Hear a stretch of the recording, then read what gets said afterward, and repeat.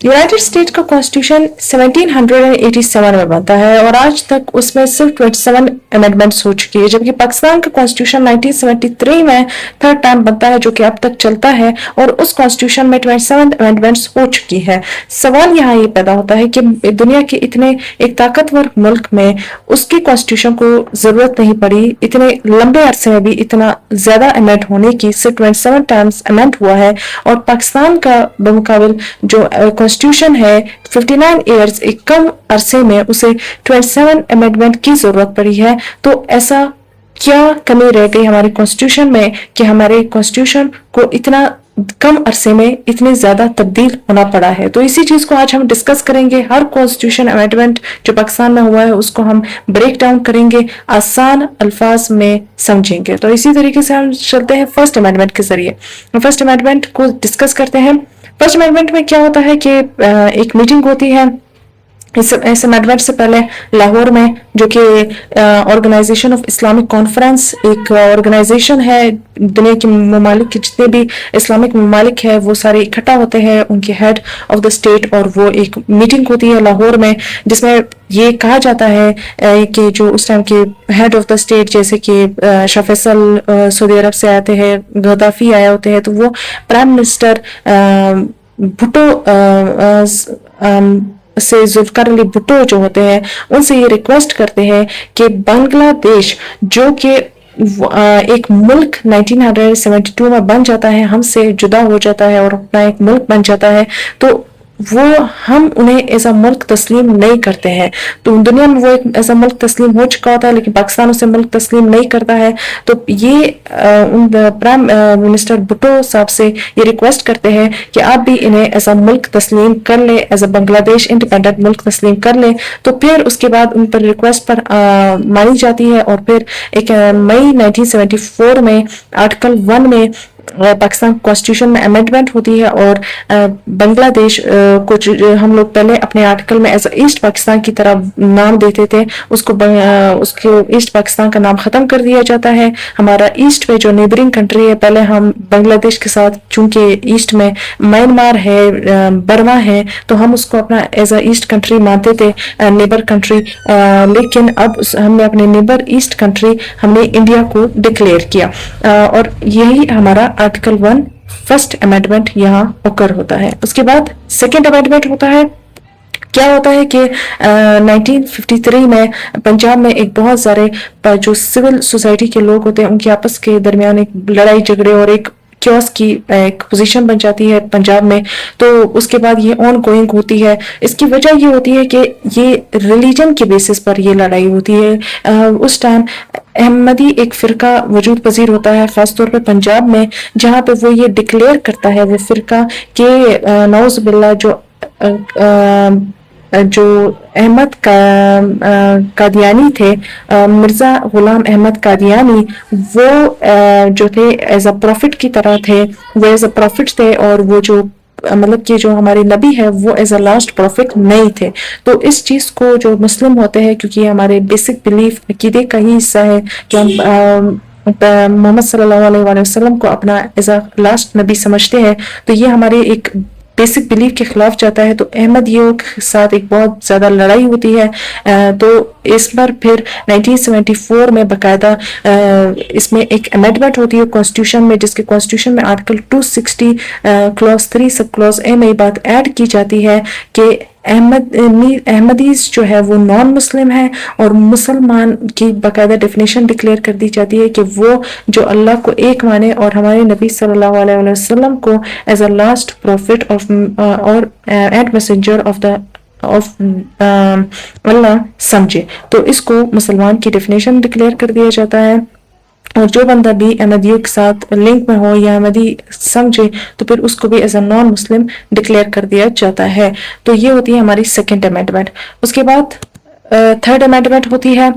इसमें जो हमारा प्रिवेंटिव डिटेंशन, एक डिटेंशन इस वर्ड को समझते हैं पहले कि क्या होता है कि अगर कोई बंदा उसको एज ए सस्पिशियस माना जाए कि वो किसी एक्सट्रीमिस्ट या टेररिस्ट एक्टिविटी में मुलविस है, या उससे खतरा है कि वो कुछ मुल्क के लिए खतरा साबित हो सकता है, तो उसे कैद कर दिया जाता है विदाउट ट्रायल के 1 से پہلے یہ 1 مہینے کے لیے اسے قید کیا جاتا تھا. اسے پریونٹیو ڈیٹینشن مطلب پریونٹ کرنا, اسے ڈیٹینشن مطلب قید کرنا. تو یہ ڈیٹینشن پہلے 1 مہینے ہوتی تھی. پھر آرٹیکل 10 سب کلاس 3 میں اس کو 1 سے 3 مہینے کر دی گئی, آرٹیکل 10 کلاس 3 میں. یہ ہماری 3rd امینڈمنٹ تھی. اس کے بعد 4th امینڈمنٹ ہوتی ہے, یہ نومبر 1975 کو ہوتی ہے, جس میں نان مسلم جو ہوتے ہیں ان کی نیشنل اسمبلی میں 10 سیٹس پہلے ہوتی ہے, تو ان میں 6 سیٹس مزید ڈال دی جاتی ہے اور ان کو 16 سیٹس دے دی جاتی ہے آرٹیکل 51 کلاس 4 کے اندر.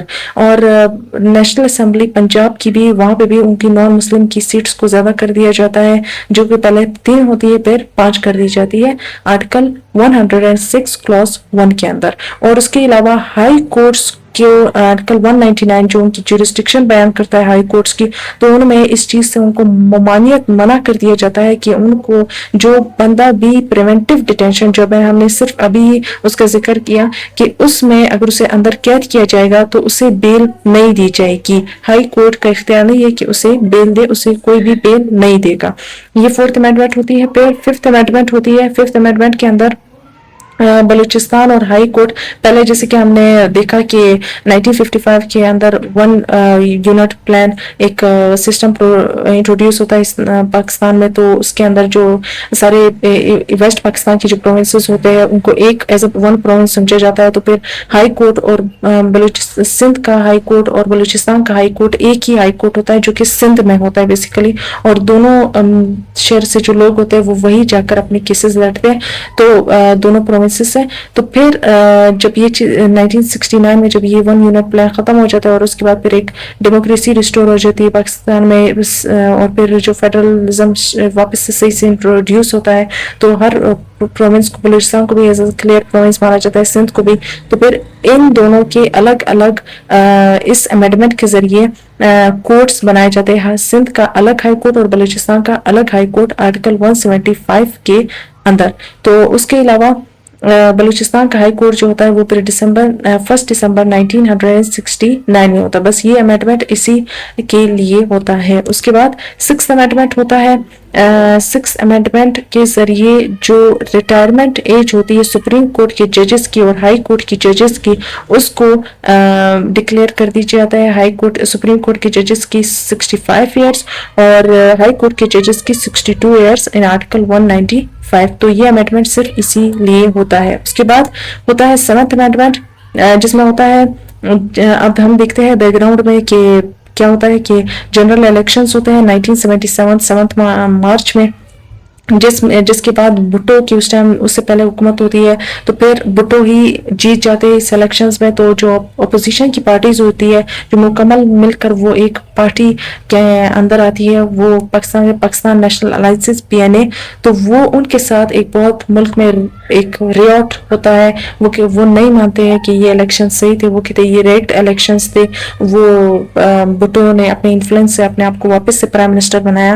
تو اس سے ساتھ پھر جو ان سب کو اور سول سوسائٹی سب کو خاموش کرنے کے لیے باقاعدہ 7th امینڈمنٹ کے ذریعے ایک ریفرینڈم, ایک مطلب کہ ایک باقاعدہ پھر سے الیکشن منعقد کیے جاتے ہیں, لیکن یہ صرف ریفرینڈم کے ذریعے ہوتے ہیں. اب ریفرینڈم سے مراد یہ ہوتا ہے کہ ملک میں ایک ایسے الیکشنز ہوں گے جس میں صرف پرائم منسٹر کے لیے اسپیسیفکلی الیکشن ہوں گے, اور اس میں صرف یہ لکھا ہوتا ہے کہ یہ پرائم منسٹر آپ اس کو ایز اے مانتے ہیں یا نہیں مانتے ہیں. تو یس اور نو میں اس کے الیکشن ہوتے ہیں. تو یہ as a referendum, as a short مطلب کہ ٹائپ الیکشن ہوتے ہیں, جنرل الیکشن.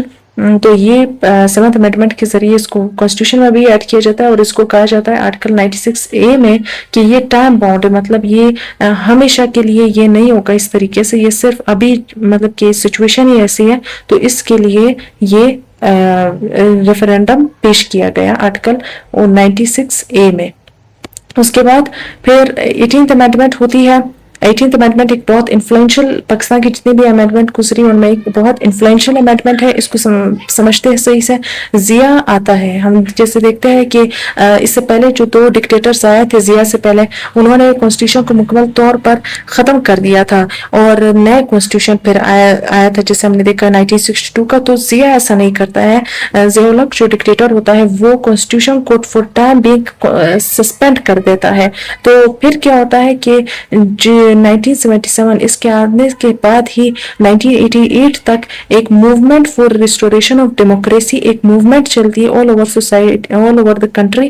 ایک سول سوسائٹی موومنٹ ہوتی ہے جو کہ کہتی ہے کہ ہمیں واپس سے ڈیموکریسی ریسٹور ہو، یہ ڈکٹیٹرشپ ختم ہو. تو ضیاء ان سب کو خاموش کرنے کے لیے کیا کرتا ہے کہ 18th امینڈمنٹ لاتا ہے اور 18th امینڈمنٹ کے ذریعے جتنی بھی validation of all martial laws and orders of Zia, جتنے بھی ضیاء اس سے پہلے 1985 سے اس امینڈمنٹ سے پہلے جتنے بھی آرڈرز دیتا ہے ان سب آرڈرز کو امینڈمنٹ کے ذریعے آرٹیکل 270A میں انسٹال کر دیتا ہے اور ان کو لیگل قرار دے دیتا ہے، کانسٹیٹیوشنل اسپیس ان کو دے دیتا ہے. اور اس کے علاوہ اپنے، کیونکہ وہ پھر اس کے بعد ایز اے پریزیڈنٹ اپنے آپ کو ڈکلیئر کرتا ہے، تو اپنی پاور، ایک ڈکٹوریل پاور اپنے آپ کو دینے کے لیے ایک کیا کرتا ہے کہ پاکستان جو ایک پارلیمنٹری فارم آف گورنمنٹ میں ہوتا ہے تو اس کو واپس سے پریزیڈینشل ٹچ دیتا ہے. اس کو article 58 class 2 sub class B add کرتا ہے. سب کلاس B سے مراد یہ ہوتا ہے کہ پریزیڈنٹ کا یہ اختیار ہے کہ وہ پرائم منسٹر اور نیشنل اسمبلی کو ڈسالو کر سکتا ہے، ختم کر سکتا ہے، مطلب کہ پرائم منسٹر کو اپنے عہدے سے ہٹا سکتا ہے اگر وہ یہ دیکھے کہ وہ صحیح سے کام نہیں کر رہا ہے. تو یہ اوور آل اس 18th امینڈمنٹ ہوتی ہے ہمارے پاس. اس کے بعد 9th امینڈمنٹ ہوتی ہے، یہ پاس نہیں ہو پاتی ہے. 1985 میں یہ پیش کی جاتی ہے، ضیاء کے دور میں ہی پیش کی جاتی ہے، جس میں یہ کہا جاتا ہے کہ شریعہ لا کا as a supreme law declare کیا جائے گا. اچھا، اس کو بھی ایز امینڈمنٹ ہی کہا جاتا ہے. اس کو اس وجہ سے امینڈمنٹ کہا جاتا ہے کیونکہ جیسے کہ ہمارے ملک میں 2 ہاؤسز ہیں، نیشنل اسمبلی اور سینٹ، تو دونوں ہاؤسز الگ الگ ایک امینڈمنٹ کو پاس ہونا ہوتا ہے. تو جب ایک امینڈمنٹ ایک ہاؤس سے بھی پاس ہو جائے تو اس کو بھی ایز امینڈمنٹ ہسٹری میں ڈکلیئر کر دیا جاتا ہے. البتہ وہ امینڈمنٹ پھر ریئل گراؤنڈز میں نہیں ہوتا ہے، وہ پھر لکھا نہیں جاتا ہے، اسے پھر بھی امینڈمنٹ میں شمار کیا جاتا ہے. اس کے بعد 10th امینڈمنٹ ہوتا ہے. اس میں کیا ہوتا ہے کہ 1985 میں مارچ میں یہ امینڈمنٹ ہوتا ہے. اس سے جو پارلیمنٹ کے سیشنز ہوتے ہیں، نیشنل اسمبلی اور جو سینٹ میں جو سیشن ہوتا ہے اس کے ٹائم کو مزید زیادہ کر دیا جاتا ہے، کم کر دیا جاتا ہے. پہلے یہ کیا ہوتا تھا کہ 160 ڈیز چاہیے ہوتے تھے، مطلب کہ اگر یہ اس ڈے کو اگر ایک سیشن ہوا ہے تو اس کے آن ورڈز پھر 160 ڈیز کے بعد ایک اور سیشن ہوگا. مطلب یہ کہا جاتا تھا کہ at least 160 at most 160 days, مطلب 160 ڈیز سے پھر زیادہ نہیں ہوگا. 160 ڈیز کے بعد ضروری ایک اور سیشن منعقد ہوگا. تو اب اس کو کم کر دیا اور 130 ڈیز کر دیا کہ ایک دن اگر ایک سیشن ہوا تو اس کے آن ورڈز پھر 130 ڈیز کے بعد سیشن ضروری طور پہ کیا ہوگا، ایک سیشن ہوگا. تو اس میں یہ کہا گیا کہ سال میں 3 سیشن ضروری ہوں گے، سینٹ بھی اور پارلیمنٹ اور نیشنل اسمبلی میں بھی. تو یہ امینڈمنٹ اس میں کیا جاتا ہے 10th امینڈمنٹ میں.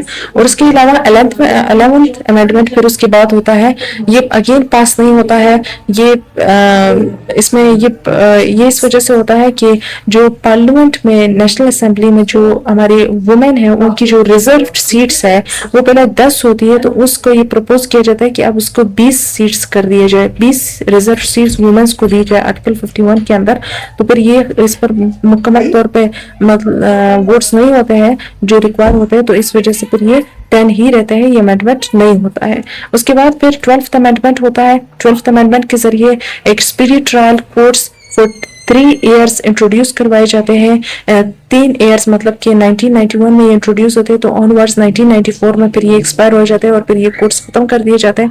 تو ان کورس کا یہ 3 اس میں یہ ہوتا ہے کہ جو ہینیس کرائمز ہوتے ہیں مطلب کہ جو جیسے کہ بہت سارا ریپ کیسز ہو گئے, بہت سارا مرڈر اور اس چیزوں کیسز ہو گئے, ان کو مطلب کہ جب ایک ٹائم بینگ میں یہ دیکھا جاتا ہے کہ بہت حد سے زیادہ ہو رہے ہیں اور سوسائٹی کو ایک پیس میں لانے کے لیے یہ چیزوں کو کورٹس زیادہ کورٹس کی لانے کی ضرورت ہے, تو پھر فور ٹائم بینگ اس طریقے کے اسپیڈی ٹریک کورس انٹروڈیوس کروائے جاتے ہیں. تو پھر یہاں پہ بھی صحیح ہوتا ہے کہ ان کو کم کیا جائے ان کا ریشیو, تو یہ ہوتا ہے. اور اس کے علاوہ ججز سپریم کورٹ اور جو ہائی کورٹ کے ججز ہوتے ہیں وہ یہ ریکوائرمنٹ کرتے ہیں کہ ہماری سیلریز کو زیادہ کر دیا جائے, تو پھر ان کی سیلریز بھی کانسٹیٹیوشن کے اندر زیادہ کر دی جاتی ہے 12th امینڈمنٹ کے ذریعے. اس کے بعد 13th امینڈمنٹ ہوتا ہے. جیسے کہ ہم نے 12th امینڈمنٹ دیکھا, ہم نے جو 8th امینڈمنٹ دیکھا تو وہ اس میں ہم نے دیکھا کہ پریزیڈنٹ کو اختیار ملتا ہے کہ وہ پرائم منسٹر کو کبھی بھی اپنی اسمبلی سے اپنی آفس سے نکال سکتا ہے, نیشنل اسمبلی کو ڈسالو کر سکتا ہے. تو اس سے پھر اس کے رزلٹ میں یہ ہوتا ہے کہ ضیاء الحق اپنے دور میں کیا کرتا ہے کہ اوجڑی کیمپ ڈیزاسٹر ہوتا ہے. یہ ایک بہت بڑا سانحہ ہوتا ہے پاکستان کی ہسٹری میں کہ راولپنڈی میں جو ایک کیمپ ہوتے ہیں جس کے اندر جو ملٹری جتنا سامان ہوتا ہے ان کی جو ویپنز وغیرہ ہوتی ہے وہ سٹور ہوتی ہے, تو اس پر ایک حملہ ہو جاتا ہے. اور اس پر جب حملہ ہوتا ہے تو 100 سے زائد لوگ اس پہ وفات پا جاتے ہیں. ایک بہت بڑا ڈیزاسٹر ہوتا ہے. تو اس پہ جو اس ٹائم کے ہمارے پرائم منسٹر تھے محمد خان جنی, جو وہ حکم دیتے ہیں کہ اس کی انکوائری ہو, کہ یہ ایک پارلیمنٹری سیشن بٹھاتے ہیں اور کہتے ہیں کہ اس کے لیے پارلیمنٹری سیشن منعقد کرتے ہیں کہ اس کا یہ کام ہوتا ہے کہ اس کو سیشن میں مطلب کمیشن پارلیمنٹری کمیشن بٹھاتے ہیں اور اس کا یہ کام ہوتا ہے کہ تلاش کرے کہ کس نے یہ حملہ کیا تھا. تو اس پر ضیاء الحق کہتے ہیں کہ آپ کون ہوتے ہیں کہ آپ نے یہ سیشن اپنے یہ پارلیمنٹری کمیشن منعقد کیا. تو پرائم منسٹر کہتے ہیں کہ مطلب یہ ضروری تھا, اور یہ واقعہ ہوتا ہے 10 اپریل 1988 کو. تو پھر وہ اسی کے بعد ہی کرتے ہیں, اپریل میں ہی وہ یہ کرتے ہیں. تو پھر ضیاء الحق ان کو اس بات پہ کہ وہ پریزیڈنٹ کے خلاف جاتے ہیں اور یہ کمیشن بٹھاتے ہیں پھر بھی, تو پھر وہ ان کو ضیاء الحق ان کو اپنے عہدے سے ہٹا دیتے ہیں, پرائم منسٹر کو ہٹا دیتے ہیں. اور اس کے بعد پھر پریزیڈنٹ غلام اسحاق جب ضیاء الحق جاتے ہیں اور Benazir Bhutto as a prime minister بنتی ہے 1990 تک, تو پھر 1990 میں ان کو پریزیڈنٹ غلام اسحاق اپنے عہدے سے ہٹا دیتے ہیں اور ان کا ٹینیور پورا نہیں ہو پاتا ہے. پھر اس کے بعد نواز شریف کی جو اس کے بعد آتے ہیں اس کے ساتھ بھی بالکل ایسا ہی کرتے ہیں. پریزیڈنٹ غلام اسحاق ان کو بھی ہٹا دیتے ہیں 1993 میں اپنے عہدے سے. Again prime minister Benazir Bhutto جب 1996 میں ان کو ہٹا دیا جاتا ہے. فاروق احمد لغاری جو ان کے اپنے پارٹی کے ہوتے ہیں, جو پریزیڈنٹ ہوتے ہیں فاروق احمد لغاری, وہ ان کو ان کے عہدے سے ہٹا دیتے ہیں. تو اسی طریقے سے 4 بار پرائم منسٹرز ہٹا دیے جاتے ہیں اور ان کو اپنا ٹینیور مکمل نہیں کرنے دیتے. اسی طریقے سے ہم دیکھتے ہیں کہ پاکستان میں ایک یہاں پہ ہوتا ہے, اور اس کے علاوہ بھی کوئی بھی اب آج تک اپنا ٹینیور پرائم منسٹر پورا نہیں کر پایا ہے 5 سالہ کا. اس کے بعد تو پھر اس کے یہ 13th امینڈمنٹ کے ذریعے جو ہوتا ہے وہ یہ ہوتا ہے کہ یہ آرٹیکل 58(2) سے سب کلوز بی جو ہوتا ہے اس کو ہٹا دیا جاتا ہے, جو پریزیڈنٹ کو اختیار دیتا ہے کہ پرائم منسٹر کو اپنے عہدے سے ہٹا دیا جائے. تو اس کو ختم کر دیا جاتا ہے. نواز شریف یہ کرتے ہیں, لیکن اس کے بعد ہم یہ دیکھتے ہیں کہ نواز شریف بھی نہیں بچتے اور ان کو بھی پھر ڈکٹیٹر مشرف آتے ہیں اور مشرف ان کو ہٹا دیتے ہیں اور خود بیٹھ جاتے ہیں عہدے پر, اور ان کو اور ملک میں ایمرجنسی ڈکلیئر کر دیتے ہیں. اس کے بعد آرٹیکل 14 ہوتا ہے. اس میں کیا ہوتا ہے کہ اینٹی ڈیفیکشن لا انٹروڈیوس کروایا جاتا ہے. اس سے ہوتا کیا ہے کہ فلور کراسنگ کی ممانعت ہوتی ہے, اور یہ کہا جاتا ہے کہ کوئی بھی اگر کوئی بھی پولیٹیشین اگر فلور کراسنگ کرے گا تو اس کو اس کا ایک تو ووٹ نہیں مانا جائے گا, اور پھر اس کے پارٹی کا جو لیڈر ہوگا وہ اس کو ہٹا بھی سکتا ہے آرٹیکل 63A کے اندر ڈسکوالیفیکیشن میں. تو پہلے تو یہ سمجھتے ہیں کہ فلور کراسنگ کیا ہوتا ہے. فلور کراسنگ یہ ہوتا ہے کہ آپ جس پارٹی سے ہو, جس پارٹی کی لائلٹی آپ کرتے ہو, آپ اس پارٹی کے اگینسٹ اپنے اسمبلی کے اندر آپ کوئی اگینسٹ میں جو آپ کی پارٹی جس لا کی ایک کہتی ہے کہ میں نے اس ووٹ میں اس لا میں کے پاس کرنے کے لیے ووٹ نہیں دینا ہے, آپ اس میں ووٹ دے دیں پارٹی کے اگینسٹ جا کے, پارٹی کے نظریے کے اگینسٹ جا کے یا کسی امینڈمنٹ ووٹ دے دے جو آپ کی پارٹی چاہتی ہو کہ اس میں ووٹ نہ ملے, تو یہ آپ فلور کراسنگ کرتے ہیں. تو اس چیز کو غلط سمجھا جاتا ہے, انیتھیکل سمجھا جاتا ہے, تو اس کو ختم کر دیا جاتا ہے 1997 14th امینڈمنٹ کے ذریعے. اس کے بعد 15th امینڈمنٹ ہوتی ہے, یہ اگین پاس نہیں ہوتی ہے 1998 میں. اس میں یہ کہا جاتا ہے کہ شریعہ جو ہمارا شریعہ لا ہے اس کو پاکستان میں as a supreme law declare کیا جائے گا. اس کے بعد 16th امینڈمنٹ ہوتی ہے, اس کے 1999 میں ہوتی ہے.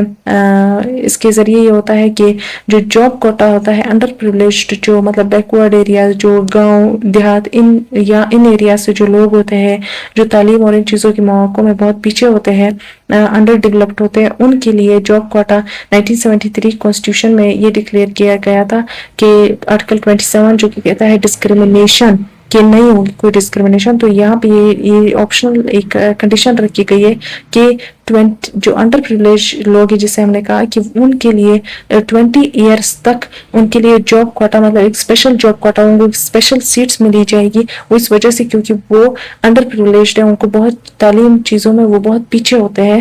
تو اس میں یہ کہا گیا کہ آن ورڈز 1973 سے 20 ایئرز آن ورڈز یہ چیز رہے گی. تو کیونکہ 20 ایئرز اس وجہ سے کہ ان کو اور لوگ اس 20 ایئرز میں ان لوگوں کو اور لوگوں کے ساتھ شانہ بشانہ کھڑا کر دیا جائے گا, ان کے ساتھ آگے کر دیا جائے گا.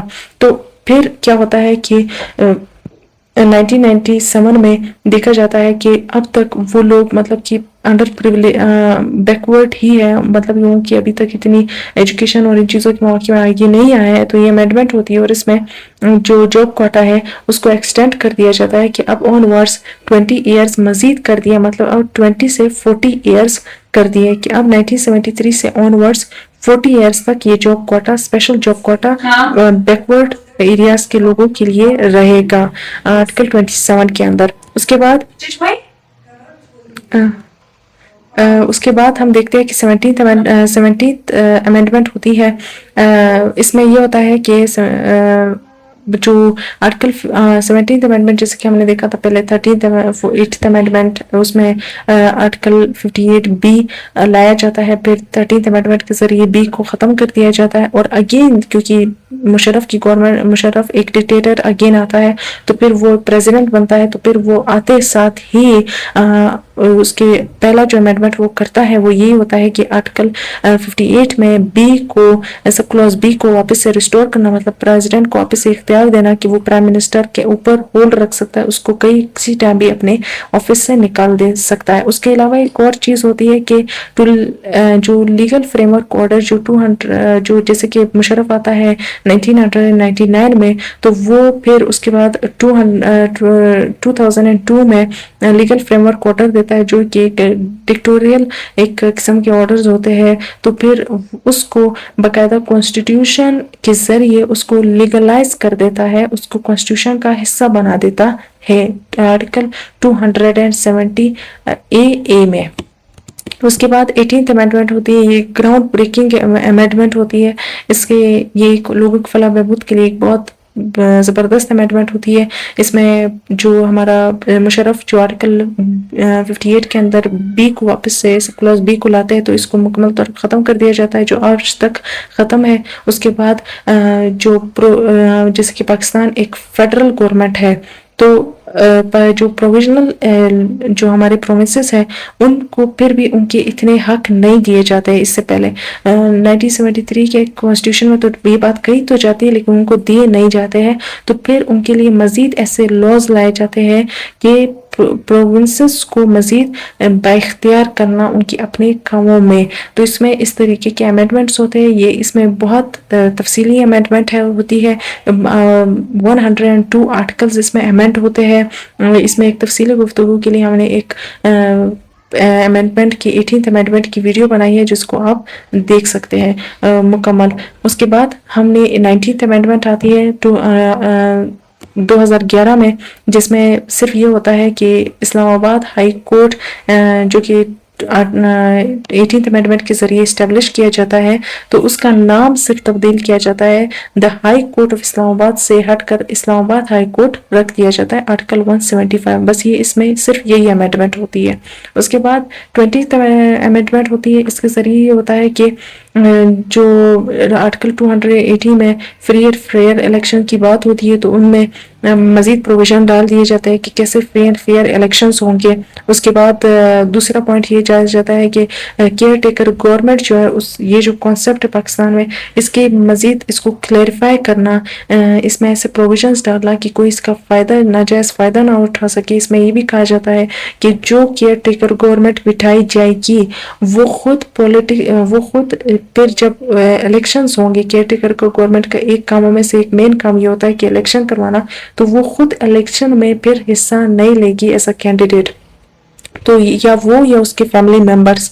تو یہ بات بھی ڈکلیئر کر دی جاتی ہے. اور اس کے بعد الیکشن کمیشن آف پاکستان کو مزید اسٹرینتھن کر دیا جاتا ہے ملک کی ڈیموکریسی کے لیے. آرٹیکل 214 اور 219 تک یہ جو آرٹیکل آن ورڈس اس درمیان میں ہے، اس میں یہ ساری بات کی جاتی ہے. اس کو آپ مزید صحیح سے کھل کر پڑھ سکتے ہیں. ہم یہاں بریفلی ڈسکس کر رہے ہیں. اس کے بعد ہم دیکھتے ہیں کہ 21st امینڈمنٹ ہوتی ہے. اس میں یہ ہوتا ہے کہ جیسے کہ ہم دیکھتے ہیں کہ دسمبر 2014 میں آرمی پبلک اسکول پشاور کا سانحہ ہوتا ہے. تو ایک دہشت گرد جو اسکول پر حملہ کرتے ہیں، تو یہاں پہ جنوری میں بھی فوراً اقدام لیا جاتا ہے. 21st امینڈمنٹ ہوتی ہے اور اس کے ذریعے ملٹری کورٹس بنائے جاتے ہیں 2 ایئرس کے لیے. مطلب کہ 2015 سے بنایا جائے تو 2017 تک یہ کورٹس ہوں گے، اور اس کورٹس میں ملٹری کے جو لوگ ہیں، جو آرمی کے لوگ ہوں گے، وہ ایز اے جوری ریپرزینٹ کریں گے. اور سول ٹرائلز ہوگی، ان لوگوں کی ٹرائل ہوگی جن کو ایسا مانا جائے گا کہ یہ ملوث تھے یا ان کو سسپیشیس مانا جائے گا ٹیررزم کا. اس کے بعد 22nd امینڈمنٹ ہوتی ہے. 22nd امینڈمنٹ میں کیا ہوتا ہے کہ 2016 میں یہ امینڈمنٹ ہوتی ہے. اس میں جو ایج اپوائنٹمنٹ اور ڈسکوالیفیکیشن آف کمشنر، جو ہمارا الیکشن کمشنر ہوتا ہے، چیف الیکشن کمشنر جو ہے، اس کے اور اس کے جو 4 ممبرس ہوتے ہیں، اس کے بارے میں، اس کی ایج اپوائنٹمنٹ اور ڈسکوالیفیکیشن کے بارے میں بات کی جاتی ہے. یہ ان آرٹیکلز کے اندر اس میں امینڈمنٹس لائی جاتی ہے. اس کے بعد ہمارے پاس 23rd امینڈمنٹ ہوتا ہے. 23rd امینڈمنٹ میں جو ہمیں 21st امینڈمنٹ میں جو ملٹری کورٹس انٹروڈیوس کروائے جاتے ہیں 2 سال کے لیے، اس کے مزید ایکسٹینڈ کر دیا جاتا ہے 2 سال مزید، مطلب 4 سال کر دیا جاتا ہے. مطلب اب 2017 میں جو ایکسپائر ہونے والے ہوتے ہیں ان کو واپس سے 2019 تک ایکسٹینڈ کر دیا جاتا ہے. مطلب اب وہ 2019 میں ایکسپائر ہوں گے. اس کے بعد پھر 24th امینڈمنٹ ہوتی ہے. 24th امینڈمنٹ میں جو نیشنل اسمبلی کی، جیسے کہ ہم دیکھتے ہیں کہ جو مردم شماری ہوتی ہے، نیشنل مردم شماری ہوتی ہے پاکستان میں، تو نیشنل اسمبلی میں جو سیٹس ہوتی ہے وہ تو پاپولیشن کی بنا پہ ہوتی ہے. تو یہ دیکھا جاتا ہے اس سینسس میں کہ جو پنجاب کی پاپولیشن ہے جس میں بہت زیادہ ہوتی ہے، تو اس کی بنا پر ہی نیشنل اسمبلی میں پنجاب کی سیٹ زیادہ ہوتی ہے، اور پشاور اور جو خاص طور پر بلوچستان ہے ان کی سیٹس کم ہوتی ہے. تو یہ اس مردم شماری میں دیکھا جاتا ہے کہ پنجاب کی گروتھ اب کم ہو چکی ہے پاپولیشن، تو ان کی سیٹس بھی کم کر دی جاتی ہے، اور اسی طریقے سے پشاور اور بلوچستان کی سیٹس کو کچھ زیادہ کر دیا جاتا ہے. اس کے بعد پھر 24th امینڈمنٹ ہوتی ہے. 24th امینڈمنٹ یہ ہوتا ہے کہ جو فاٹا اور پاٹا کے جو علاقے ہوتے ہیں، جو کسی بھی پاکستان کے پروونس میں شمار نہیں کیے جاتے، وہ الگ سے پروونسز ہوتے ہیں، ان کو پھر مرج کر دیا جاتا ہے. خیبر پختونخوا جو ایک پروونس ہے اس کے ساتھ مرج کر دیا جاتا ہے، اور اب ان کی بھی پولیٹیکل باقاعدہ ریپریزنٹیشن ہوگی، اور خیبر پختونخوا کے ذریعے. اور خیبر پختونخوا میں اسی طریقے سے جو ان کے لوگ بھی یہاں شمولیت ہوتی ہے، تو پاپولیشن زیادہ ہوتی ہے، تو پھر کیا ہوتا ہے کہ یہاں پہ بھی نیشنل اسمبلی میں ان کی خیبر پختونخوا کی سیٹ کو زیادہ بھی کر دیا جاتا ہے. اس کے بعد 26th امینڈمنٹ ہوتی ہے ریسنٹلی جو ہوئی ہے. اس میں یہ ہوتا ہے کہ ایک فنڈامنٹل آرٹیکل ایڈ کیا جاتا ہے 9A، جس سے مراد کلین اینڈ ہیلتھی انوائرمنٹ. اس کے علاوہ ربا جو سود ہے اس کو 2028 تک ختم کرنے کا دعویٰ کیا جاتا ہے.